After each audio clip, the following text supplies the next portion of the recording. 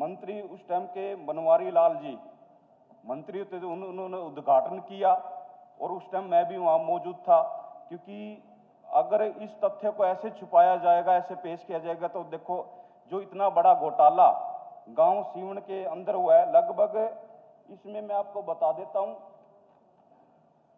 जल वितरण योजना के तहत 4,17,00,000 के लगभग आया और सीवरेज योजना के तहत इसमें 30,60,00,000 के लगभग आया। और ये इतनी बड़ी भारी रकम राशि जो लोगों की सुविधाएं के लिए जो दी गई है माननीय अध्यक्ष महोदय, ये अभी तक पूरी नहीं हुई, लगभग 8 साल हो गए हैं। और इसमें एक STV का एक नाम दिया है, मल संशोधन यंत्र, लगभग 80% कह रहे हैं पूरा हो गया। माननीय अध्यक्ष महोदय, आपके माध्यम से मंत्री जी को बताना चाहता हूं, कुछ ही दिनों सप्लीमेंट्री आप अपना प्रश्न पूछो, कि आपने भूमिका सारी बता दी, प्रश्न पूछो आप, और क्या पूछना चाह रहे हैं सप्लीमेंट्री? मैं ये प्रश्न पूछना चाहता हूं, जिस प्रकार से ये उत्तर दिया गया है मैं इससे संतुष्ट नहीं हूं, और जिस प्रकार उन्होंने कहा भी कोई शिकायत नहीं आई। माननीय अध्यक्ष महोदय, निगरान यानी कि ग्रीवेंसेस कमेटी में ये शिकायत उठी है और भ्रष्ट अधिकारियों पर जुर्माना माननीय अनिल विज जी ने अधिकारियों पर दंडित भी किया गया, उस पर जुर्माना भी लगाया गया है। और इसमें इस शिकायत में कहे इसमें कोई शिकायत कोई यानी कि इस प्रकार से कोई आरोप निराधार बताए गए हैं। मैंने ये कहा है कि शिकायत आई थी कि कुछ मकानों को नुकसान हुआ है उससे, लेकिन वो जांच कराई गई तो आरोप जो है वो झूठे पाए गए। उसमें मौके पर ऐसा जो आरोप लगाया गया था वो नहीं पाया गया। इस कार्य की लागत 30,60,45,000 रुपये जो है वो है, और जिसकी प्रशासनिक स्वीकृति 2017 में हो गई थी। जैसे मैंने बताया कि पहले क्योंकि ज़मीन उपलब्ध नहीं थी, ज़मीन उपलब्ध ना होने के कारण ये कार्य में डिले हुआ। ज़मीन जो है वो 2021 के अंदर फिर नगरपालिका को लिखा गया डिपार्टमेंट द्वारा, नगरपालिका ने वो ज़मीन दी और उसके बाद में इस पे जो है ये कार्य शुरू हुआ है, जिसको हम 30/6/25 तक इसको पूरा हम कर देंगे और 80% के करीब ये कार्य पूरा भी हो गया है। तो इस तरीके का इसके अंदर है, ये डिले इस वजह से हुआ क्योंकि इसके अंदर ज़मीन नहीं मिली थी। माननीय अध्यक्ष महोदय, सीवरेज के लिए जगह का उपलब्ध होना क्या बात है जी? और कोई भी अगर ऐसी माननीय सदस्य को वाली बात है ही नहीं है। माननीय सदस्य सीवरेज डालना है एक मिनट हंस जी, माननीय सदस्य को अगर कोई ऐसी कोई शिकायत है तो ये रिटर्न में दे दें, और कोई जुर्माने की बात ये कही है ये गलत है, कोई जुर्माना इसमें जो है वो नहीं लगाया गया है, माननीय सदस्य ने इसमें गलत कहा है। मैं आपको नहीं कह रहा हूं, मैं माननीय जो ग्रीवेंसेस कमेटी में जो शिकायत आई गांव की तरफ से, मंत्री जी ने बोला है अगर आप सेटिस्फाइड नहीं है आप लिखित में दें वो मैं माननीय सदस्य को बताना चाहूंगा कि इस मामले के अंदर कोई भी जुर्माना नहीं लगाया गया था। गलत तथ्य हाउस में नहीं कहने चाहिए, ये कोई मामला कोई दूसरे मामले में लगाया गया था, इस मामले में कहीं कोई जुर्माना या कोई इस टाइप की बात नहीं है। उनकी तरफ से लिखित में आएगा तो आप संज्ञान लीजिए उसमें। सदस्य को ऐसी कोई बात है तो लिख कर कह दे, हम जांच करवा देंगे। ठीक। श्री भारत भूषण बत्रा। Speaker sir, 63। माननीय अध्यक्ष महोदय, जवाब सदन पटल पर रख दिया गया है। अध्यक्ष महोदय, मैं सरकार ने जो प्रोग्रेस दिखाई है इसके लिए मैं 5 साल से कोशिश कर रहा था, और प्रत्येक सदन के अंदर हमने ये कोशिश की कि भी इसका समाधान हो। मेरा पहला तो ये है कि मेरे को आश्वस्त करेंगे आदरणीय मंत्री जी कि भी छोटराम चौक के ऊपर पानी अब खड़ा नहीं होगा, इस बात के लिए आश्वस्त करें।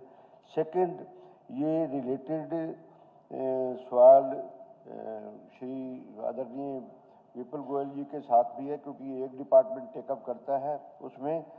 ये लाड वाला जोड़ है, ये जोड़ की बात हो रही है सर, और इसको ना पब्लिक हेल्थ को हैंड ओवर कर दिया जाए, बिकॉज ये सारा का सारा बारिशों का पानी उन्होंने किया है। और कॉरपोरेशन ने एक रेजोल्यूशन भी पास किया था किसको, तो मैं ये रिक्वेस्ट करूंगा कि इंटरेस्ट ही है, सब कुछ वहाँ पर पब्लिक इतने पंपिंग सेट करना होता है, पानी आता है, हमारे शहर की हालत ऐसे है तो वहाँ बहुत पानी एकदम फ्लो करने के लिए अच्छा स्टेप है कि एक इंस्टेंट रिजर्वायर हमें मिल रहा है। इसलिए एक तो पहला ही मैं कि पब्लिक हेल्थ को हैंड ओवर करते।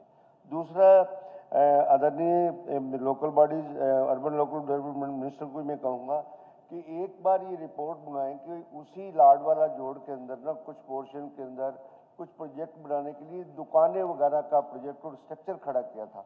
वो स्ट्रक्चर भी जर्जर हो चुका है, सब कुछ है, वह कामयाब नहीं होगी दुकानें पंडित सुभाष रोड है, तो उसको करके अगर उसको भी लाड के जोड़ का पार्ट बना दे, एक बड़ा रिजर्वर हो जाएगा और हमारी समस्या का निदान हो जाएगा। और की बात नहीं, इन्हीं शब्दों के साथ धन्यवाद। श्रीमती माननीय जी, अध्यक्ष महोदय, ये बात बिल्कुल जो बत्रा जी ने कही कि रोहतक शहर जो है कटोरंगमा शेप है और उसके अंदर वहाँ पानी खड़ा होता है और इसके लिए डिपार्टमेंट की तरफ से हमने वहाँ जो कार्य किया है उसके बाद में 2022 के बाद में इस टाइप का मेरे ख्याल से कोई भी ऐसा नहीं हुआ कि जहाँ वो पानी खड़ा हुआ हो और डिपार्टमेंट की तरफ से वहाँ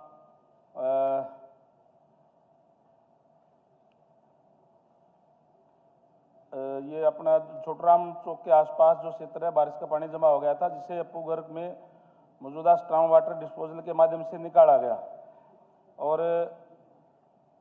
सर छोटराम चौक को बरसाती पानी की निकासी को बेहतर बनाने के लिए नगर निगम रोहतक द्वारा लाडवाड़ा जोड़ अपूघर में एक मध्यवर्ती पंपिंग स्टेशन का निर्माण कार्य प्रगति पर है। यह कार्य 15/5/25 तक पूरा होने की संभावना है और सर छोटूराम चौक से तालाब तक बरसाती पानी लाइन बिछाने का प्रस्ताव नगर निगम द्वारा विचाराधीन है और यदि निगम, जैसे आपने कहा है कि पब्लिक हेल्थ करवाए, अगर निगम कहेगा कि पब्लिक हेल्थ करवाए तो हम भी इसको करवा देंगे, हमें कोई दिक्कत नहीं है।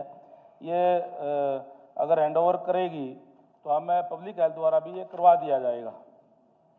ठीक है, वो तो उनका तो यही कंसर्न है कि पानी ना खड़ा हो और उधर वो ट्रांसफर करने का है, वो सेपरेटली टेक अप किया जा सकता है। अध्यक्ष जी, श्रीमती जो पूजा माननीय सदस्य ने जो बात रखी है, अगर उसके विचाराधीन है तो ये तो अच्छा पब्लिक हित में काम है, करा देंगे, उसे ट्रांसफर कर देंगे और कराना है काम। ठीक कर रहे हैं कि जो दुकानें वगैरह के स्ट्रक्चर, हाँ, उसको भी एग्जामिन करा लेंगे। अगर स्ट्रक्चर की जरूरत नहीं है तो उसे भी उसी के अंदर। बहुत बहुत बहुत धन्यवाद आपको। श्रीमती पूजा। श्री जस्सी पेटवाड़। क्वेश्चन नंबर 65 अध्यक्ष महोदय।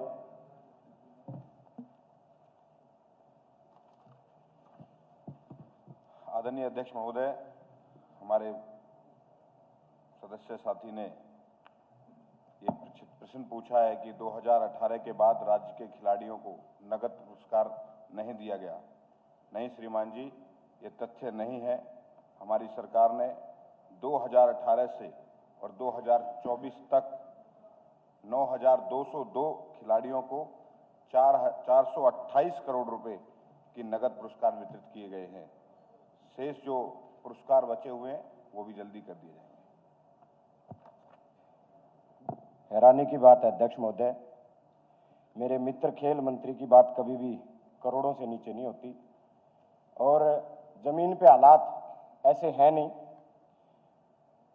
2018 के बाद से, जबकि हरियाणा जहां खेलों के लिए जाना जाता है, 2018 के बाद से अध्यक्ष महोदय नेशनल स्तर पे जो मेडल आते थे, फर्स्ट को 3 लाख रुपए, सेकंड को 2 लाख रुपए और थर्ड को 1 लाख रुपए मिलता था, जो कि एक कैश अवार्ड 2018 से बंद है।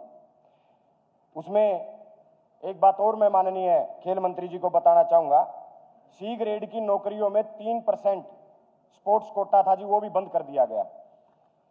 नहीं, आपका सवाल जो जी, है वो मेरा कैश अवार्ड भी लेके है। हाँ जी, कैश अवार्ड को उसको लेके डाइवर्ट मत करो। ठीक है जी, ओके ओके। और दूसरा, अगर मंत्री जी का जो जवाब है, जो उन्होंने फिगर दिया है, क्या आपको लगता है कि वो फिगर ठीक नहीं है? अगर नहीं है तो आप रिटर्न में दो। इससे अध्यक्ष रिलेटेड महोदय, सप्लीमेंट्री है तो वो पूछो। सप्लीमेंट्री पूछ रहा हूँ अध्यक्ष महोदय। उसी से इन्होंने जो फिगर दिया अध्यक्ष महोदय वो मुझे नहीं पता इन्होंने सही दिया नहीं, मैं तो वो बता रहा हूँ जो नहीं मिल रहा। मेरा कैश अवार्ड के लिए मंत्री जी आप क्लियर ये पता नहीं मेरे साथी किससे मिले हैं, लेकिन मैं सदन के सामने अपने साथी सदस्य को बताना चाहता हूं कि 2018-19 में 44 करोड़ रुपए दिया गया है, 2019 और 20 में 38 करोड़ रुपए दिया गया है खिलाड़ियों को। खिलाड़ियों की संख्या 2341 रही है 2019 और 20 में। 2020 और 21 में 14 करोड़ रुपए दिया गया है। 2021 और 22 में 70 करोड़ रुपए 296 खिलाड़ियों को दिया गया है। 2023 और 24 में 787 खिलाड़ियों को 100 करोड़ रुपए दिया गया है। 2024 और 25 में 2461 खिलाड़ियों को 112 करोड़ रुपए का कैश इनाम दिया गया है। यह सूची मैं अपने माननीय सदस्य को दे दूंगा, अगर नाम भी उनको चाहिए तो नाम भी मैं उनको जरूर दे दूंगा। अध्यक्ष महोदय ये देखिए, ओलंपिक एशियाड कैश अवार्ड अभी तक नहीं, नेशनल बंद कर दिया गया। मैं माननीय मंत्री जी को बताना चाहता हूं 2018 में हमारी महिला टीम मलेशिया में नेशनल चैंपियनशिप खेल के आई थी, आज तक उनको कैश अवार्ड नहीं मिला। मुझे नहीं पता ये फिगर किन को इन्होंने दिए हैं और ये किस लिए। मैं जो बता रहा हूं कि नेशनल लेवल पे जब मेडल आता था पिछली सरकारें उसको देने का काम करती थी। आज तक पैरा एशियन 2022 गोल्ड और सिल्वर जीतने वालों को कैश अवार्ड नहीं दिया गया है। मैं माननीय मंत्री जी से कहूंगा इस मामले में संज्ञान लेने का काम करें, इन खेलों में भेदभाव न करें और जब तक नींव मजबूत नहीं होगी खेलों की तब तक हम खेलों में मजबूती इस प्रदेश का नाम आगे नहीं बढ़ा सकते। नेशनल का जो पहले मिलता था, जहां कांग्रेस की सरकार नेशनल खेलों में जो इनाम देने का काम करती थी अध्यक्ष महोदय, वो बंद है। दूसरा मैं सर्कल कबड्डी की बात करूं अध्यक्ष महोदय, सर्कल कबड्डी के खिलाड़ियों को 2018 से पहले नगद पुरस्कार भी मिलता था। मंत्री जी आपके पास कुछ बताने के लिए और नहीं, मैं उनके मूल प्रश्न में है कि जो नहीं गए उनको कब तक मिलेगा? जो आपने कोई कहा कि जल्दी डिस्पर्स करेंगे, इसके मैं अलावा अपने साथी सदस्यों को कहना चाहूंगा, अगर कोई है आपके पास अध्यक्ष अवार्ड महोदय, वाला वो एक जवाब प्रदेश के लिए सूची ठीक है, मैंने कुछ है तो आप रिटर्न आपने प्रदेश 2018 से श्री और गोकुल 2024 सेठिया। तक का जवाब मेरा- मांगा था, मेरा मैंने आपको क्वेश्चन दे रहता है दिया। अध्यक्ष महोदय। अगर आपको लगता है कि कोई और बचे हुए हैं सारे अवार्ड प्रश्न के आ लिए गया। जरूर ये सूची 3 से हम लोग उनको प्रोवाइड सप्लीमेंट्री होगी। कराएंगे, कोई अगर आपको लगता है स्पेसिफिक लिख के दो दे दीजिएगा। और वो उसमें संज्ञान लेंगे। नहीं आपकी विनेश आप बताइए। खेल मंत्री जी बोल रहे हैं सर कि उन्होंने कैश अवार्ड है जो बच्चों को दे दिया है। 10 महीने से जो नर्सरी का मैंने कल भी मुद्दा उठाया था, एक भी पैसा ना कोचिज को मिला है ना खिलाड़ियों को मिला लिखित में है। आप दे दीजिए, उसमें लिखा हुआ है कि जो बचा हुआ है उनको डिस्पर्स करेंगे। आपके संज्ञान में जो है वो लिखित में दे, उसके ऊपर मंत्री जी आप संज्ञान लेंगे। चलिए ठीक है सर, गोकुल धन्यवाद। सेठिया जी।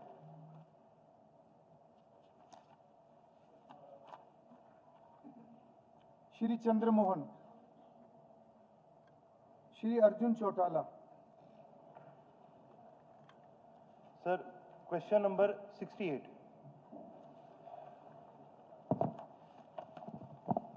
माननीय अध्यक्ष महोदय, हमारे साथी ने सरकार द्वारा हरियाणा कौशल रोजगार निगम को स्थापित करने का औचित्य क्या है, जबकि हरियाणा राज्य में भर्ती के लिए लोक सेवा आयोग और हरियाणा कर्मचारी चयन आयोग तथा रोजगार कार्यालय पहले से मौजूद हैं।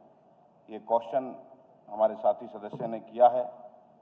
मैं अपने साथी को बताना चाहता हूं कि किस प्रकार से जब ये HKRN नहीं बना था उससे पहले ठेकेदार पे जो हमारे हरियाणा प्रदेश के युवा साथी लगे हुए थे उनके पास किस प्रकार से अत्याचार होता था, किस प्रकार से ठेकेदार 28 दिन की नौकरी कराए 2 दिन के बाद उसे आउट कर देता था कि तनख्वाह ना देनी पड़े। 25 लोगों की जरूरत है तो 15 लोग लगाता था।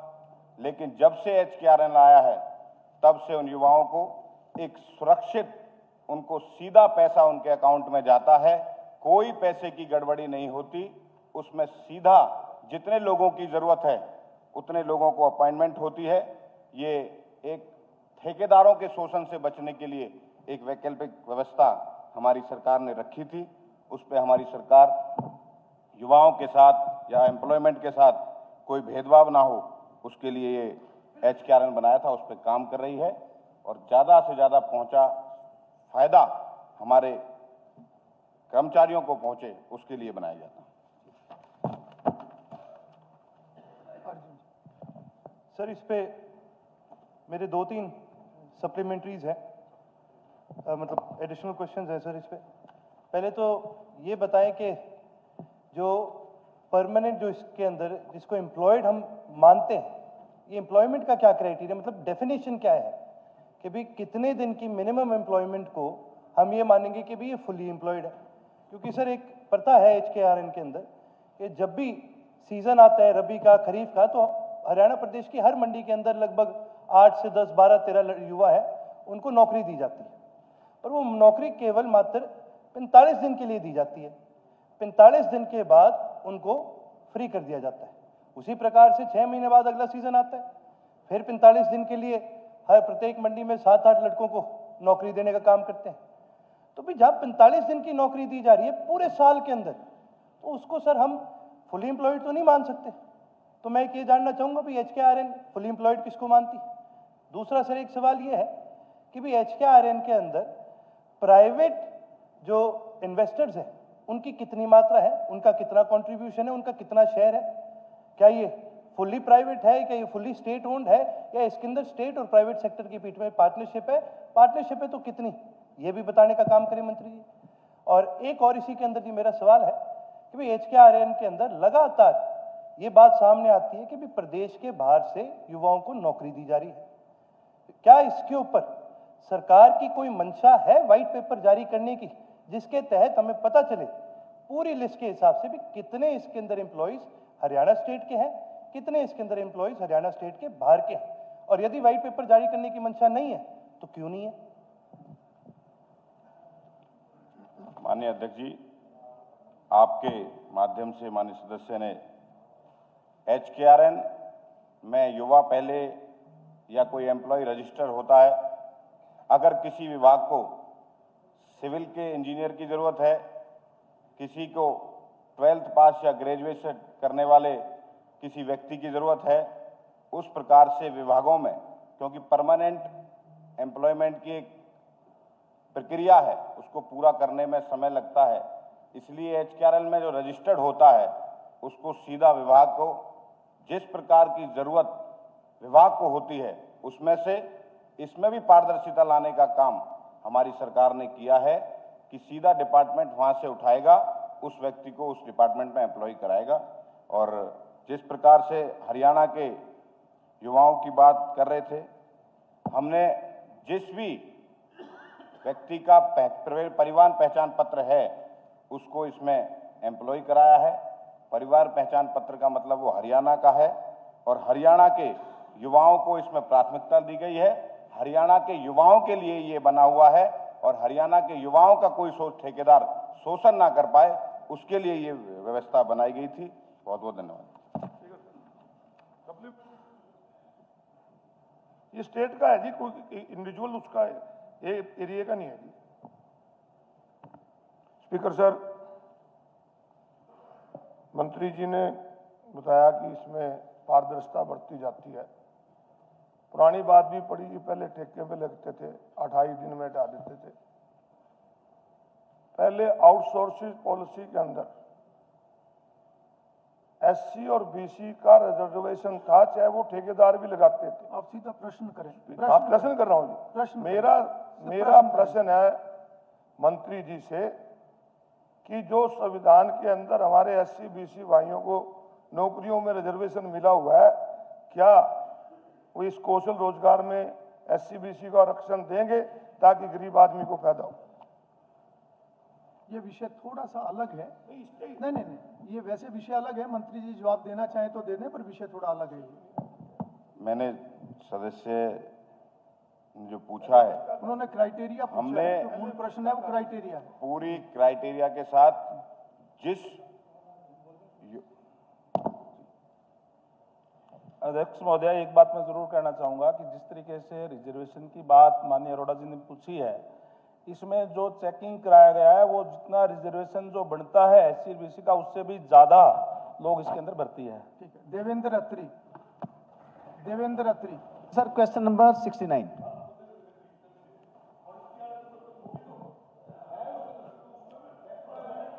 चलिए अरोड़ा जी, अध्यक्ष महोदय, बीच बीच में चर्चाएं होती रहती हैं हर विषय मेरे साथी देवेंद्र चतुर्भुज अत्री ने बसों के आवागमन के बारे में पूछा है। लंबा सवाल है। इसमें उचाना से नरवाना वाया खेड़ी, मसानिया, सेडा मादरा, धरौली खेड़ा, इसको उचाना से सुबह 9 बजे और दोपहर 2 बजे नरवाना से शाम को। दूसरा है नरवाना से मनभोरी वाया सुरबरा, मंगलपुर और धाना खेड़ा, नरवाना से दोपहर 2 बजे चलेगी, शाम को 3 बजे। और मनभोरी से प्रातः 7:30 बजे और प्रातः 9:30 बजे। दूसरा इनका सवाल है उचाना विधानसभा क्षेत्र में जींद आगरा से उपकेंद्र नरवाना द्वारा नरवाना से चत्तर वाया बड़ौदा रोज खेड़ा घोरिया कुचराना होते हुए बस सेवा संचालित की जा रही है। इसमें नरवाना से चत्तर वाया बड़ौदा रोजखेड़ा घोरिया कुचराना चत्तर थुआ और किठाना इस शाम 4 बजे नरवाना के से चलेगी और किठाना से के समय प्रातः सुबह 7:30 बजे। मंत्री जी हाँ या ना में भी दे सकते हो, किस रूट पे चलेगी नहीं चलो चलेगी। ठीक है। समय सारणी की जरूरत नहीं है, ठीक है। डिटेल है जो आपके अंदर। जी सर, समय बचेगा उसमें। 5-6 हैं। हाँ तो हाँ या ना चलो बताओ ठीक है। किस पे चलेगी, अगर चलो किसी पे इसमें- नहीं किसी कारण से चलेगी तो आप पूछ मंत्री जी के उत्तर से संतुष्ट हूँ। Thank you speaker sir. धन्यवाद। श्री मनमोहन भडाना, श्री निखिल मदान। Question number 71। अध्यक्ष महोदय, माननीय हमारे सदस्य निखिल मैदान जी ने सोनीपत शहर के जो मिशन चौक की ओर से जो पुल है उसके बारे में पूछा है कि इसका गलत डिजाइन हुआ है और उससे की तरफ से प्रवेश वर्जित है। माननीय अध्यक्ष महोदय, ये पुल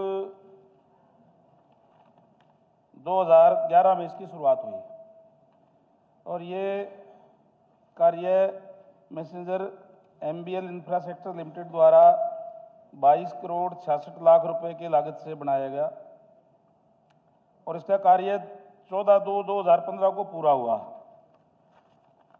यह 3 लेग वाला आरओबी है जिसमें गीता भवन चौक से गोहाना ककरोई चौक तक का हिस्सा 2 लेन का है जिसकी चौड़ाई 7.5 मीटर है और मिशन चौक खरखोदा की ओर से तीसरा हिस्सा सिंगल लेन का है जिसकी चौड़ाई 3.75 मीटर है। मिशन चौक की ओर से आरओबी के तीसरे हिस्से को चौड़ा करने के प्रस्ताव के लिए प्रारंभिक सर्वेक्षण किया गया। मौजूदा आरओबी को चौड़ा किया जाना है तो आरओबी रेलवे साइड के मौजूदा हिस्से के बाईं ओर 36 दुकानों को हटाना होगा और मिशन चौक साइड जो मौजूदा आरओबी की पहुंच को चौड़ा करने के लिए आरओडब्ल्यू से लगभग 5 मीटर की चौड़ाई और लगभग 200 मीटर की लंबाई रेलवे साइड में भूमि की आवश्यकता होगी। कुल 36 दुकानें जो 17 निजी स्वामित्व की है और 19 नगर निगम की है और एक मंदिर है जो मिशन चौक की ओर आरओबी के पहुंच से चौड़ीकरण को प्रभावित करेगा। इन दुकानों को हटाना होगा। ये 2015 में बनकर के तैयार हुआ और तत्कालीन हमारे PWD मिनिस्टर जो यही मौजूद है उन्होंने इसका उद्घाटन करने का काम किया था, राव नरवीर जी ने। ये बिल्कुल सही बात है माननीय सदस्य की कि वो एक साइड से बड़ी दिक्कत और परेशानी लोगों को होती है और एक साइड से कटकर बहुत घूम के आना पड़ता है। लेकिन जो अभी हमने जो सर्वेक्षण जो कराया है उसके अनुसार उस साइड से करने में दिक्कत है। ये जो दुकानें हैं जो निजी स्वामित्व की भी है और नगर निगम की है वो हटानी पड़ेगी तब जाकर के ये बन सकता है। इसलिए अभी इस टाइम पे ये बनाना मुझे लगता है संभव नहीं है। अध्यक्ष महोदय, जो ये आरओबी ओवरब्रिज डिज़ाइन जब हुआ था उसकी डिज़ाइनिंग में तब से खामियां हैं और मैं आपके माध्यम से बताना चाहता हूं जब ये बना था उसके बनने के बाद भी इसके अंदर जो टेक्निकली फॉल्ट छोड़े गए उस टाइम, एक बार तो ये फ्लाईओवर बीच में से बैठ चुका है जो आज से 3 साल पुरानी बात है। दूसरा, जो हमारे शहर का मिशन चौक का एरिया है, हमारा सोनीपत इस फ्लाईओवर की वजह से 2 हिस्सों में बट गया। लाइन पार का एरिया और इस साइड का एरिया। मैं जो हमारे मिशन चौक की तरफ ये उतरता है, जो 3 लेग फ्लाईओवर मंत्री जी ने बताया अभी, ये जहाँ पे ककरोई रोड की तरफ उतरता है उस समय उस साइड हमें कोई तकलीफ नहीं है। सिर्फ मिशन चौक जहाँ उतरता है, मिशन चौक की तरफ जहाँ उतरता है, तकलीफ वहाँ की है कि वो उतरने का है पर वापस आने का नहीं है। और वहाँ पर जो जगह बचती है दोनों साइड में, वहाँ के व्यापारियों से, दुकानदारों से, उन सब से बात कर कर उनकी मांग को लेकर मैंने ये विषय रखा। वो ये बोलते हैं जो निगम की दुकानें हैं, स्टार्टिंग में जहाँ से मंदिर है और 19 दुकानें निगम की हैं, अगर थोड़ा सा उनको हम रीडिज़ाइनिंग कर लेंगे तो ये फ्लाईओवर आराम से उतर सकता है। और साथ में कुछ एक इंजीनियर से मैंने भी पर्सनली इसको चेक करवाया कि इसको अगर हम किस तरीके नीचे इसको उतार सकते हैं डबल करके या थोड़ी सी इसमें और जगह बढ़ाकर, तो वो ये प्रपोजल आप सेपरेटली इसको चलाओ, क्योंकि इसके अंदर निगम का भी होगा, डिपार्टमेंट का भी होगा, तो आप अलग से चलाएं, क्योंकि एट प्रेजेंट वहाँ पे जो है वो मंत्री जी ने बता दिया। हाँ जी। वहाँ पे राइट ऑफ वे किस साइड में कितना है वो बताया है, अलग से आप टेकअप करें। माननीय अध्यक्ष महोदय, ये बिल्कुल सही कहा इन्होंने कि गलत डिजाइन हुआ है, ये पूर्व की सरकार में हुआ था उस समय में। और माननीय मंत्री महोदय से भी बात हुई थी, राव नबीर जी ने, इन्होंने कहा कि बिल्कुल ये गलत हुआ है, लेकिन क्योंकि कंप्लीट बन करके तैयार हो गया था, अब इसमें माननीय सदस्य अगर ये कहते हैं कि वहाँ कुछ हो सकता है, तो मैं माननीय सदस्य से कहूँगा कि हमारे एक चीफ इंजीनियर और एससी साहब और माननीय अध्यक्ष महोदय वहाँ मौके पर चले जाएंगे, और कोई भी उसका अगर जो रूट निकलेगा तो हम वो करने के लिए तैयार है। मैं माननीय सदस्य की बात से जो उनकी तकलीफ है उनसे बिल्कुल सहमत हूँ, लेकिन क्योंकि मौजूदा जो स्थिति है उसके बारे में हम एक बार और एग्जामिन करवा देते हैं। मैं धन्यवाद करता हूँ मंत्री जी आपका। और जैसे आपने बताया कि इंजीनियर्स की टीम विजिट करेगी, तो जो हमारे पास प्लान और प्रपोजल है हम उसको शेयर करेंगे, और हम चाहते हैं कि ये शहर का बहुत बड़ा विषय है, अगर ये सॉल्व होता है तो हमारे शहर की कनेक्टिविटी बहुत अच्छी होती है। धन्यवाद। Question number 72। अध्यक्ष महोदय, हमारे भगवान दास जी ने नीलोखेड़ी में बस स्टैंड बनाने के लिए क्वेश्चन दिया है। इसमें बस स्टैंड के निर्माण के लिए चिन्हित पुलिस विभाग की भूमि परिवहन विभाग को हस्तांतरित की जा सकी, इसलिए राष्ट्रीय मार्ग पर उक्त भूमि के चयन के पश्चात ये प्रकार का क्यू सेंटर बनाने को संशोधित किया गया था।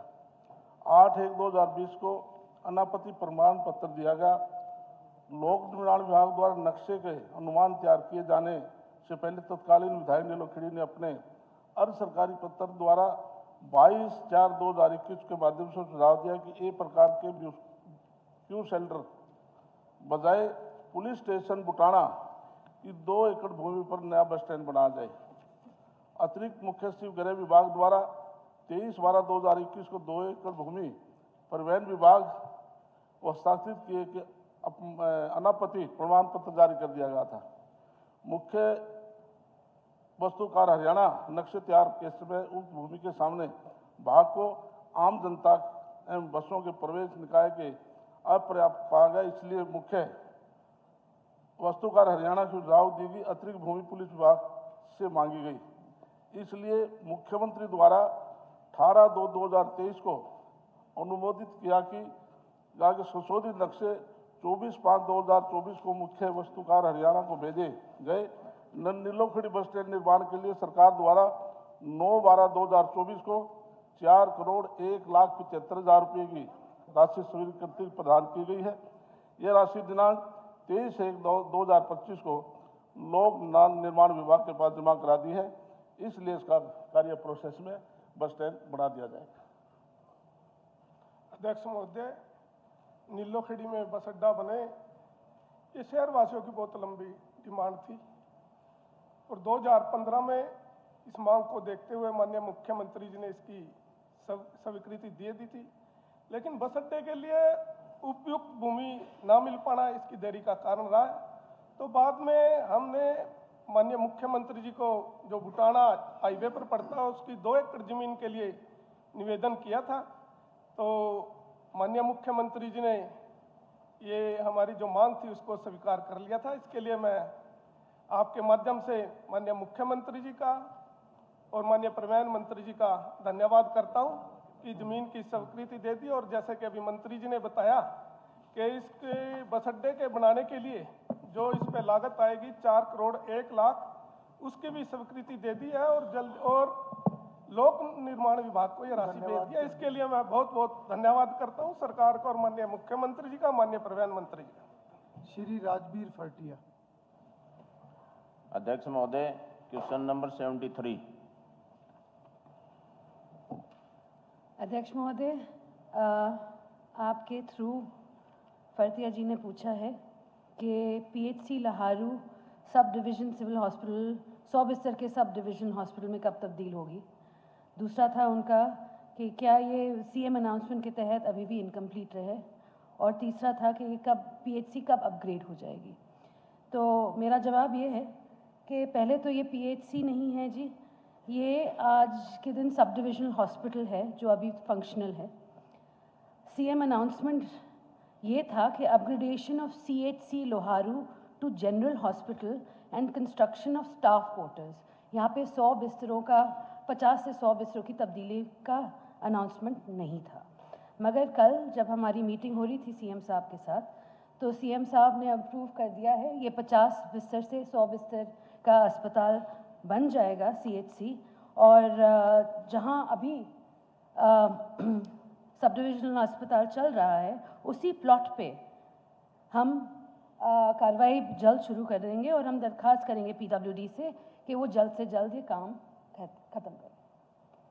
अध्यक्ष महोदय, मैं मंत्री जी से इतना पूछना चाहता हूं कि हमारा जो ये हॉस्पिटल है ये 1972 में बना था, सीएचसी बना था उस टाइम, और तकरीबन 52-53 साल में 2022 में हमारे को आस जगी कि आदरणीय मुख्यमंत्री जी ने घोषणा की कि इसको 100 बेड का, जैसे कि अब मंत्री जी बता रही हैं, और इनने जवाब में लिख के भी दिया है कि भी उसको अपग्रेड कर दिया जाएगा। मंत्री जी से मैं इतना निवेदन करना चाहता हूं कि हॉस्पिटल बिल्डिंग और हमारे सीनियर जो डॉक्टर हैं वहाँ पर, वो 11 की वहाँ सीनियर डॉक्टर की पोस्ट है और अब वहाँ पर 4 डॉक्टर सिर्फ है। तो हॉस्पिटल सिर्फ डॉक्टर और बिल्डिंग होगी जब तो हॉस्पिटल चलेगा। तो मंत्री जी से मैं पूछना चाहता हूँ, इसमें आपका सवाल सीएम अनाउंसमेंट को लेके है। सीएम अनाउंसमेंट को लेकर भी है सर, लेकिन मंत्री जी ने लिख के दिया है कि भाई वहाँ पर 22/1/2008 से मंडलीय नागरिक अस्पताल पहले से ही कार्यरत है। तो कार्यरत उसको कार्य करने के लिए डॉक्टर की आवश्यकता होती है। तो क्या डॉक्टर वहाँ पर आज की डेट में कितने डॉक्टर हैं? नहीं, ये अलग प्रश्न है आपका, ये अलग प्रश्न है, ऐसे नहीं अलग नहीं है सर, ये नहीं डॉक्टर कितने हैं वो आपका मूल प्रश्न नहीं है। आपका मूल प्रश्न है सीएम अनाउंसमेंट, उसका जवाब उन्होंने दिया। उससे तो सर मैं इतना पूछना चाहता हूँ, उससे संबंधित अगर आपकी कोई क्वेरी है उसको आप उससे संबंधित भी है सर। जो दूसरी आपकी बात है वो बहुत इंपॉर्टेंट है, परंतु वो इससे जुड़ी हुई नहीं है, वो अलग से आप चर्चा कर। सर मैं इतना पूछना चाहता हूँ, मंत्री जी ने, मंत्री जी आप सर फिर भी आप जवाब दीजिए, इम्पोर्टेंट सर। एक मिनट, मेरा जो इस मूल प्रश्न पर आता हूँ मैं, मंत्री जी ने लिख के दिया कि अपग्रेड का वहाँ स्टाफ क्वार्टर व निर्माण करना, निर्माण कार्य पीडब्ल्यूडी द्वारा नियमित समय में पूरा कर लिया जाएगा। तो मैं मंत्री जी से इतना पूछना चाहता हूं, मंत्री जी क्या वहां पर पीडब्ल्यूडी द्वारा एस्टीमेट पास हो गया है या टेंडर करवा दिए गए हैं या नहीं करवा दिए गए? सबसे पहले तो अध्यक्ष साहब मैं ये कहना चाहूँगी कि ये जो सीएम अनाउंसमेंट थी, जैसे मैंने कहा कि 50 से 100 बेड की तब्दीली में नहीं थी, सिर्फ 50 बेड की ही थी। आज के दिन सीएम साहब ने खुद अप्रूवल दे दी है कि ये 50 से 100 बेड बन जाएगी। और इसी में आई थिंक सबसे ज़्यादा प्रॉब्लम चल रही थी कि ये 50 बेड होना चाहिए या 100 बेड होना चाहिए। आज के दिन आप देखिए लोहारू में 100 बेड का अस्पताल बनने जा रहा है, ये बहुत बड़ी बात है और बहुत अच्छी बात है, हमारी सरकार की देन है, सीएम साहब की। कहता हूँ कि 50 बेड का भी हॉस्पिटल, मैं पीछे हॉस्पिटल में गया था और वहाँ पर गैलरी में मरीजों को लिटा रखा था। तो मैं इतना मंत्री जी से जहाँ डॉक्टरों की कमी है, मैंने पहले भी कहा है और फिर से कहूंगी, मैं फिर से कहूंगी कि जो जहाँ डॉक्टरों की कमी है, मेरा मूल प्रश्न है, मंत्री जी ने लिख के दिया, मंत्री जी एक मिनट, आपने लिख के दिया कि समय समय पर पूरा कर लिया जाएगा, तो सिर्फ मैं आपसे इतना पूछना चाहता हूं, गैल की बातें जाने दो, आप आगे कितने समय में उस हॉस्पिटल को बना दोगे, कब तक उसका टेंडर हो जाएगा? ये पीडब्ल्यूडी से बनवाएंगे और जल्द से जल्द बनवाएंगे। अभी डेट होगी, प्रक्रिया चलेगी। आप भी पीछे लगो थोड़ा। सर बहुत दिक्कत है, 60 किलोमीटर से पहले कोई हॉस्पिटल नहीं है, हमारा राजस्थान बॉर्डर पर लगता है और वहां पर बहुत बड़ी दिक्कत है। आज के दिन हॉस्पिटल में जाते हैं तो ये बाल की खाल निकालना जैसे होता है। चौधरी मामन खान 7 फॉर। अध्यक्ष महोदय, गांव दोहा में एक प्लांट ये 2019 से संचालित है और इसके पास एयर एमिशन स्रोत जैसे कि बॉयलर, भट्टी और डीजी सेट नहीं है और 30 सितंबर 28 तक ये वैध है। जैसे इसकी शिकायत मिली, हमने इसकी चेकिंग करवाई, वहाँ बाहर कोई बदबू नहीं है, ना कोई शिकायत आज तक मिली है। मामन खान ने जब ये क्वेश्चन लगाया तो 4 और 3 मार्च को इसकी हमने इंक्वायरी करवाई, सीएमओ को भेजा, वहाँ पशु डॉक्टरों को भेजा, एसएमओ को भेजा। थोड़ी बहुत अंदर प्लांट में तो बदबू है, उसको उसका नोटिस दिया, लेकिन बाहर ना तो आज तक गांव की कोई शिकायत आई है और ना कोई आज तक इंक्वायरी हुई है। अब हमने इनकी शिकायत आने के बाद उसकी पता किया तो कोई ऐसी बात है नहीं, लेकिन फिर भी कोई ऐसी बात होगी तो हम दोबारा उनको भेज देंगे, इनकी तसल्ली में करवा दूँ। मंत्री जी ने जैसे अपनी बात रखी कि वहाँ ना कोई भट्टी है, ना कोई वहाँ डीजी सेट है और ना कोई वहाँ शिकायत मिली। मैं ये कहता हूँ कि स्पीकर सर, 4 गांवों ने शिकायत भी दी है। माननीय मुख्यमंत्री हमारे नायब सिंह सैनी साहब को रिटर्न में उन्होंने कंप्लेंट भी की है। ये अखबारों में भी जो माननीय मुख्यमंत्री कंप्लेंट दी वो भी छपी हुई है। तो एक तो ये ना कहें कि कंप्लेंट इसकी नहीं की। नंबर 2, इसके हालात देखोगे आप, इतने बुरे हालात हैं सर कि वहाँ से निकलना बहुत दुश्वार है और ये आम लोगों की स्वास्थ्य का सवाल है। तो मैं ये कहना चाहता हूँ सर इसके ऊपर कि जब ये 25 साल पहले फैक्ट्री चल रही थी, इसमें इतनी बदबू आती थी। 4 गांवों की पंचायत थी, दोहा, सकरपुरी, एक है अपना रावली और पाटन उदयपुरी। इन्होंने सारे गांवों ने इकट्ठा होकर के नहीं जबरदस्ती इस फैक्ट्री को बंद करवाया था 20 से 25 साल पहले। 2019 में फिर पोल्यूशन डिपार्टमेंट में इसको कंसल्ट दे दिया कि इसको चलाइए। मैं ये कहता हूँ वह बदबू नहीं है, एसएमओ कहता बदबू नहीं है, इनसे कह दीजिए आप वहां घर बना के रहिए और फिर बताइए कि वहां बदबू है या नहीं, तब पता चलेगा। ये तो अध्यक्ष महोदय ठीक बात है कि मैं वहां गया नहीं हूँ, लेकिन मैं भाई मामन खान से कहता हूँ मैं वहां के पोल्यूशन आरओ वगैरह को इनके साथ भेजता हूँ। ये जब भी सेशन के बाद या सेशन के बीच में भी जाना चाहे तो मैं भेज दूंगा। कोई शिकायत होगी, हमें वहां लोगों को रखना उजाड़ना नहीं है। कोई ऐसी शिकायत, हमारे कोई वो रिश्तेदार नहीं है, ना कोई पार्टी का आदमी है। इसलिए मैं आपसे कहता हूं कि हमने वहां लोगों को बसाना है। जो आप ठीक समझोगे वो कार्रवाई करूंगा। ठीक, आप तो मेरा क्वेश्चन तो सप्लीमेंट्री पूछ लीजिए सर, पहले भी नहीं पूछने दिया था, पिछले में भी आपने जी। और बड़ी अच्छी बात है, सारे क्वेश्चंस पूरे हो रहे हैं आजकल। सबसे पहले तो आप बधाई के पात्र इसके लिए। मैं ये कहना चाहता हूं कि सर ये लोग जिस तरह से सवासी से लोगों से मामला जुड़ा हुआ है, ये पूरे पर्यावरण को दूषित कर रहे हैं। जिस 4 गांवों ने पंचायतों ने लिखकर माननीय मुख्यमंत्री को भी शिकायत की है।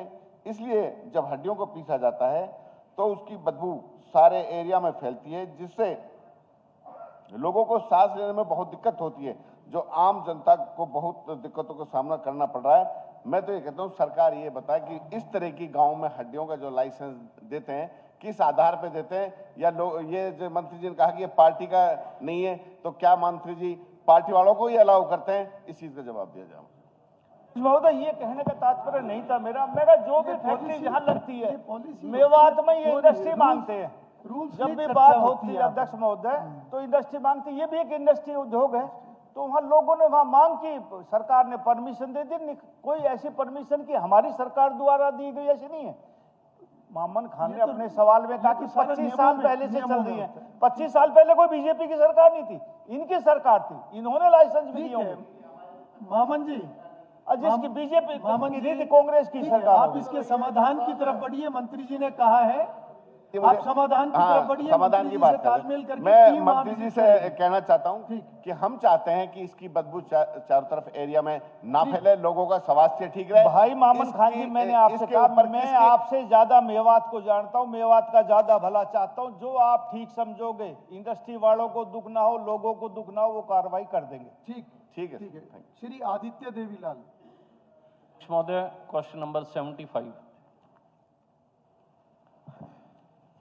अध्यक्ष महोदय, माननीय सदस्य आदरणीय आदित्य देवीलाल जी ने जानना चाहा है कि जल जीवन मिशन के तहत ग्रामीण क्षेत्रों में कितने घरों को नल के माध्यम से स्वच्छ जल की आपूर्ति की जा रही है। पूरे राज्य की बात इन्होंने कही है।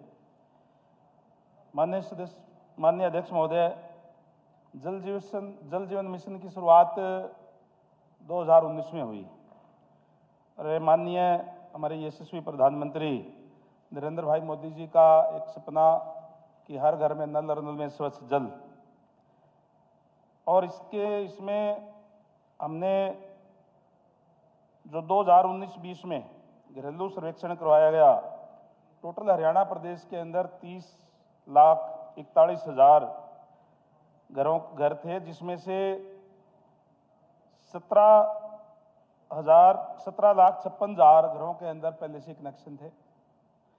और उसके बाद में हमने 6 अप्रैल 2022 तक 12,85,000 और नए कनेक्शन स्वीकृत करके मुझे बताते हुए खुशी हो रही है कि हरियाणा प्रदेश जल जीवन मिशन में वो तीसरा राज्य है जिसने 37,89,24,000 रुपए की लागत से सारे के सारे घरों के अंदर कनेक्शन करवाने का काम किया है पूरे प्रदेश के अंदर।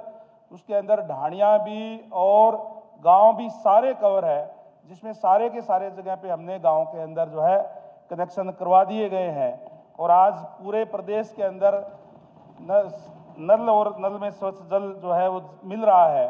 और ढाणियों का मेरा मतलब मैं क्लियर कर दूं, क्योंकि माननीय सदस्य भी सिरसा से आते हैं, सिरसा, हिसार, भिवानी और फतेहाबाद, यहाँ ढाणियाँ एक एक ढाणी भी खेतों के अंदर बनी हुई होती है। ढाणियों से मेरा मतलब है कि कम से कम 100 आदमी या मिनिमम 20 घर या मिनिमम 100 आदमी, वो हमने कवर कर लिया है।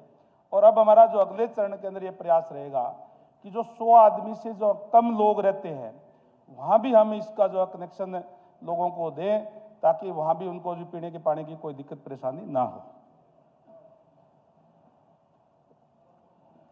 स्पीकर महोदय, मंत्री जी ने बताया कि नरेंद्र मोदी जी का सपना है हर घर नल और जल ही जीवन है, लेकिन जो कनेक्शन दिए जा रहे हैं वो पीवीसी पाइपलाइन पे कनेक्शन दिए जा रहे हैं, जिसके अंदर विनाइल क्लोराइड, पेट्रोलियम सॉल्वेंट और केमिकल इंटरमीडिएट से वो पीवीसी बनती है। और जो विनाइल क्लोराइड है, इससे जो डिजीज़ हैं, tumour, kidney cancer, liver diseases, skin diseases, lungs, mammary glands, और सबसे खतरनाक चीज़ है कि indirectly indicating directly with DNA कि मवेशियों में और जिन लोगों को पीवीसी टैप से कनेक्शन मिल रहे हैं उन सब लोगों को और मवेशियों को ये तमाम डिजीज़ हो रहे हैं। और इससे भी बढ़ के नपुंसकता का कारण कि ये विनाइल क्लोराइड जो है ये ब्लड में चली जाती है, जिससे हमारे आगे आने वाली पीढ़ियों पे, हमारे बच्चों पे बहुत गहरा असर पड़ने जा रहा है। मेरा माननीय मंत्री जी से सवाल है कि क्या पीवीसी पे ये जल जीवन मिशन के तहत, क्योंकि सारी वाटर सप्लाई जो है वो तमाम पब्लिक हेल्थ के द्वारा की जाती है, चाहे वो ढाणियों में हो चाहे गांव में हो, क्या पीवीसी पे ये कनेक्शन अलाउ करते हैं या पीवीसी पे ये बैन करते हैं? क्योंकि डिपार्टमेंट खुद डीआई पाइप यूज कर रहा है। आपका प्रश्न है कि पहला प्रश्न था कि बाकी बचे हुए कब तक पानी चला जाएगा, दूसरा मैं समझ गया जी इनका प्रश्न सारा। मैं पीवीसी से जाएगा कि वैसे जाएगा? नहीं जी, पीवीसी ये बैन करेंगे। मैं बता देता हूं, मैं माननीय सदस्य की जो भावना है वो समझ गया। ये जो कहना चाहते हैं। माननीय अध्यक्ष महोदय, डिपार्टमेंट कोई भी पीवीसी पाइप यूज हमारा नहीं करता जल जीवन मिशन के तहत। जो पीवीसी पाइप की जो बात कर रहे हैं, गांव के अंदर किसी भी स्कीम से कोई भी सरपंच या किसी और मद से पैसा लेकर के कोई न कोई ढाणियों के अंदर, ढाणी का मतलब किसी ने जो हमारे जो खेतों के अंदर जो सिंगल ढाणियाँ होती है, वहाँ पे कई जगह ये देखने में आया है कि वो पाइप जो है ले जाने का काम किया हुआ है। कहीं भी गाँवों के अंदर जहाँ या डिपार्टमेंट ने जहाँ जो मैंने जैसे कहा कि 20 घरों की जो ढाणियाँ है, वहाँ पे कहीं भी कोई पीवीसी का पाइप जो है वो नहीं लगाया गया है। ये अगर कोई कनेक्शन जो पीवीसी की बात करें तो अवैध कनेक्शन हो सकते हैं कि किसी ने कर लिए हों, सरपंच ने या कोई प्रभावी व्यक्तियों ने जो है कई बार वो करवा लेते हैं इस तरह का करके, और वो हमारे कोई संज्ञान में आते हैं तो हम उस पर भी कोई इसका इस टाइप का प्रावधान के भी विचार हम कर रहे हैं। क्योंकि जो पानी है उसकी बर्बादी रोकने के लिए और जो अवैध कनेक्शन जो हो जाते हैं, इसके लिए कोई भी अभी तक एक्ट नहीं बना है। हमारा डिपार्टमेंट इस पर भी विचार कर रहा है कि इस तरीके के कोई भी कनेक्शन करता है उसको हम एक्ट बना करके उसको रोकने का काम जो है वो करेंगे। डिपार्टमेंट की तरफ से ऐसा कोई भी जो पीवीसी पाइप नहीं यूज किया जाता। अध्यक्ष जी, अगर डिपार्टमेंट पीवीसी पाइप यूज नहीं कर रहा और अगर कोई और यूज कर रहा है, लेकिन पानी सप्लाई तो डिपार्टमेंट कर रहा है ना, तो इनको ये इंश्योर करना चाहिए कि उन पीवीसी टैप्स कनेक्शंस जो यूज हो रहा है पीवीसी, हम वह टैप कनेक्शन नहीं करेंगे। मेरा सीधा सा सवाल था कि क्या आप पीवीसी कनेक्शंस अलाउ कर रहे हैं या नहीं? अगर कर रहे, एक मिनट, मैं मंत्री जी थे थोड़ा सा एडवांस बताओ। इतना एडवांस ना चलो, बात ना गंभीरता को समझो, क्योंकि सबसे बड़ी चीज है आगे आने वाली जनरेशन पे जो इनफर्टिलिटी जो है, ये बहुत बड़ा एक इशू है। ये केवल मात्र मनुष्यों में नहीं, मवेशियों में भी है, क्योंकि हमारे घरों में हम लोग पशु भी रखते हैं। तो जहाँ कहीं भी इस्तेमाल करें तो आप क्या करेंगे, बस उनका पूछना। और एक अध्यक्ष महोदय जी, अगर इस्तेमाल हो रहा है, अगर वो पंचायत कर रही है, ब्लॉक समिति कर रही है, जिला परिषद कर रही है, उसको पास कौन कर रहा है? सरकार ही कर रही है ना जी। इसका मतलब सरकार चाहती है भी हरियाणा के अंदर नपुंसकता बढ़े। थोड़ा शॉर्ट में करें। देखिए अध्यक्ष महोदय, जैसे मैंने पहले माननीय सदस्य को बताने का काम किया कि हमारा डिपार्टमेंट कोई ऐसा नहीं लगा रहा, लेकिन अभी आदित्य देवीलाल जी जो खुद वहाँ एक प्रभाव रखते हैं, आज मेंबर भी हैं सदन के और वैसे भी एक प्रभावशाली व्यक्ति है, तो ये कह दे कोई यार ढांढती है यार, लगाइए इसके अंदर थोड़ा सा पाइप, हम कह दिया कि हमारे पास नहीं है तो कोई सरपंच से लगवा लिया।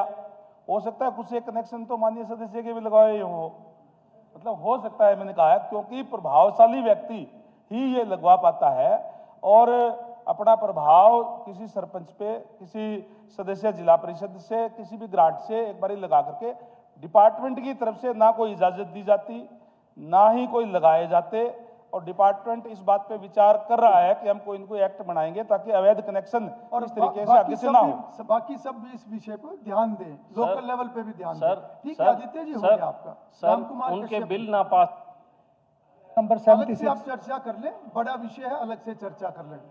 76 आदरणीय अध्यक्ष महोदय, आदरणीय सदस्य ने ITI इंद्री में खोलने के लिए प्रस्ताव सरकार के विचाराधीन है, इस पर प्रश्न पूछा है। श्रीमान जी, हाँ, इंद्री शहर में एक राजकीय ITI खोलने के प्रस्ताव की हाल ही में सरकार ने मंजूरी दे दी है। जैसे ही वहाँ भूमि उपलब्ध कराएंगे, उसके तुरंत बाद उसके भवन निर्माण को शुरू करा दिया जाएगा। मंत्री जी, इसके लिए तो आपका धन्यवाद करता हूं, परंतु जो आपने कहा है भी उपयुक्त भूमि उपलब्ध होने के उपरांत भवन निर्माण में लगभग 3 वर्ष की लगने की संभावना है।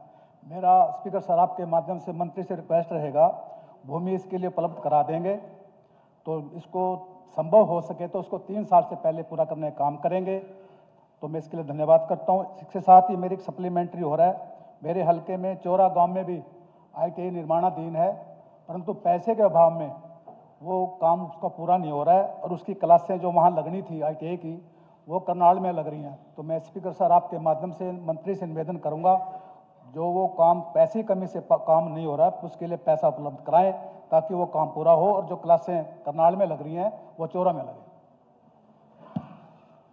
आदरणीय अध्यक्ष महोदय, जैसे ही भूमि आप उपलब्ध करा देंगे उसके तुरंत बाद ही प्रक्रिया शुरू करा के जल्दी इसका काम शुरू करा जाएगा। 3 वर्ष इसमें सिर्फ टेंटेटिव दिया था, लेकिन 3 वर्ष से पहले करा देंगे। और जो निर्माण अभी पड़ा हुआ पेंडिंग, उसके लिए इस बजट में आपका सैंक्शन पूरा करा के करा देंगे। धन्यवाद। धन्यवाद स्पीकर महोदय। Question number 77। अध्यक्ष महोदय, ये माइनिंग से संबंधित सवाल है। इसमें 2014-2015 में मेसर्स कायडेन इंफ्रा प्राइवेट लिमिटेड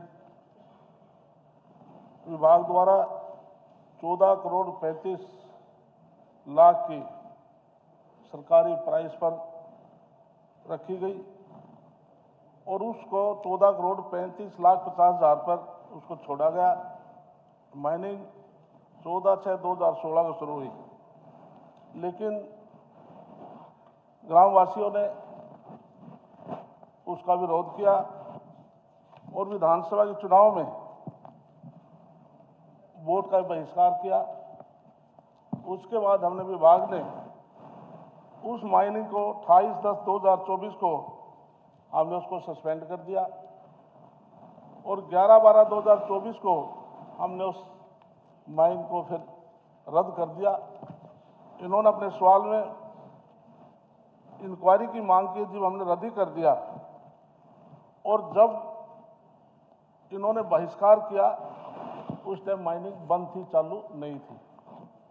इसके अलावा इन्होंने रॉयल्टी की मांग की, रॉयल्टी सरकार को जाती है। उसके अलावा हमारा डीएमएफ द्वारा 2.5% जो पट्टेदार होता है और 2.5% सरकार द्वारा डिप्टी कमिश्नर को हमने इसमें 62 करोड़ रुपए की राशि माइनिंग विभाग ने जमा कराई। उसमें एमपी, एमएलए और डीसी मिलकर कोई भी इलाके में काम करा सकते हैं। ये मेरा सवाल था। जवाब। धन्यवाद अध्यक्ष महोदय। आपके माध्यम से मंत्री जी को बताना चाहूँगा, जो इन्होंने माइन बंद की उसके लिए मैं इनका धन्यवाद करता हूँ, पर साथ ही साथ इसमें हमारे यहाँ माइनिंग डिपार्टमेंट ज़्यादा है, पहाड़ ज़्यादा है, जिसमें 11 टोटल खनन थी, जिसमें 8 अभी भी हैं इसको सस्पेंड करने के बाद भी। और वहाँ पर पोल्यूशन की समस्या है, गाड़ियाँ वहाँ से निकलती हैं और वो रॉयल्टी जो सरकार को आती है, जैसा डिस्ट्रिक्ट माइनिंग फंड है, वो हमें भी लगाने का अधिकार है। बात यदि हम पर्टिकुलर रामलवास के पहाड़ की करें, बंद तो हमने कर दिया, पर मेरा अनुरोध ये है कि इस विषय में एक जांच जरूरी है, क्योंकि वहाँ आसपास जल स्तर काफ़ी गिरा है और काफ़ी लोगों की ये डिमांड है। पर्टिकुलर रामलवास में बहिष्कार भी इसी वजह से हुआ था। धन्यवाद। अध्यक्ष महोदय, मेरे साथी विधायक मुझे लिखित में दे देंगे कि कौन सी माइनिंग चल रही है, कौन सी प्रदूषण फैला रही है, ठीक, तो हम तुरंत उसके खिलाफ एक्शन कर दें। ठीक। श्री पवन खरखोदा। माननीय अध्यक्ष महोदय, क्वेश्चन नंबर 78। हाँ श्रीमान जी, उक्त महाविद्यालय के कर्मचारियों का अधिग्रहण उन नियम और शर्तों के अधीन, शर्तों के तहत विचारा जाएगा जो वित्त विभाग द्वारा अनुमोदित होगा। माननीय अध्यक्ष महोदय, मेरा माननीय मंत्री जी से एक निवेदन है, क्योंकि खरखोदा एक बड़ी औद्योगिक नगरी के रूप में विकसित होने जा रहा है और आसपास के 40 गांवों की समस्या यही है कि वो जो खरखोदा में जो कॉलेज है वो प्राइवेट हाथों में 30 साल से, और वो मन मर्जी से अपनी फीस वसूलते हैं। अगर उसको सरकारी मान्यता दी जाएगी तो वहाँ पे गरीब परिवारों के बच्चों को भी वो हम एजुकेशन बेहतर दे सकते हैं। और अगर हम टर्म्स कंडीशन की बात करें तो वो सारी कंडीशन हम फुलफिल करते हैं। 18/2025 को माननीय मुख्यमंत्री जी के द्वारा इस महाविद्यालय को अधिग्रहण करने की मंजूरी मिली और आपने जो पूछा है उसमें जो सरकार द्वारा महाविद्यालय को जो अधिग्रहण करने के उपरांत महाविद्यालय की जितनी भी चल अचल संपत्ति वो सरकार के अधिग्रहण में आ जाएगी। श्री सुनील सतपाल सागवान एब्सेंट। श्री विकास सारण नंबर 80।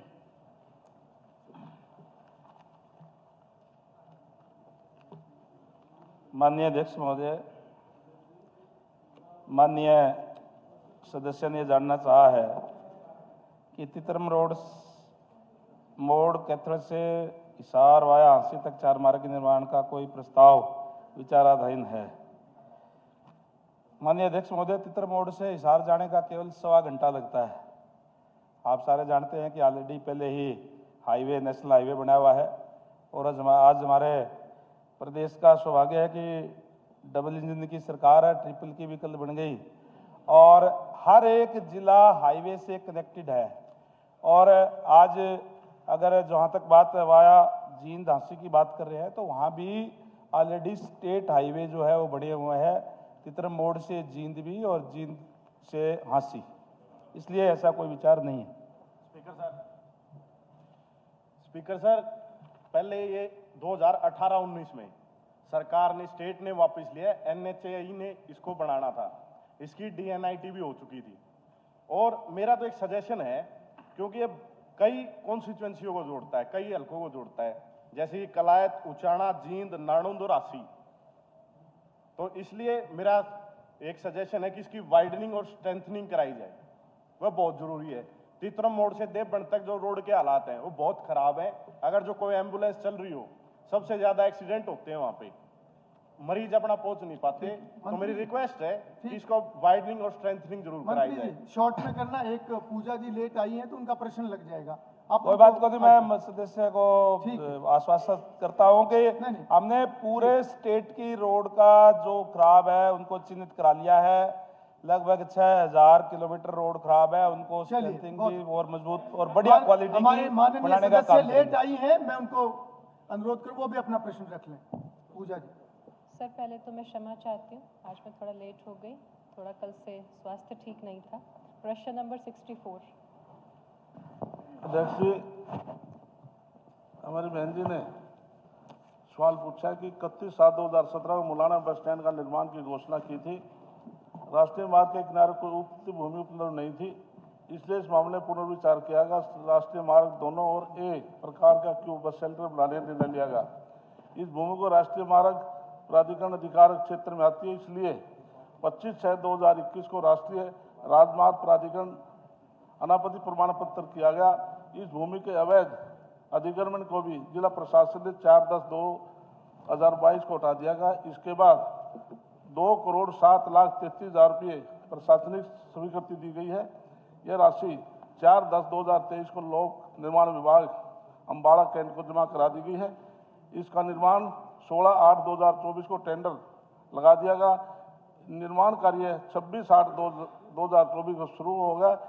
इसके लिए 1 वर्ष तक इसको पूरा कर लिया जाएगा। सर, मैं आपका धन्यवाद करती हूँ, आपके माध्यम से मंत्री महोदय जी का। सर, मैं 2 मिनट बोलना चाहूँगी सिर्फ।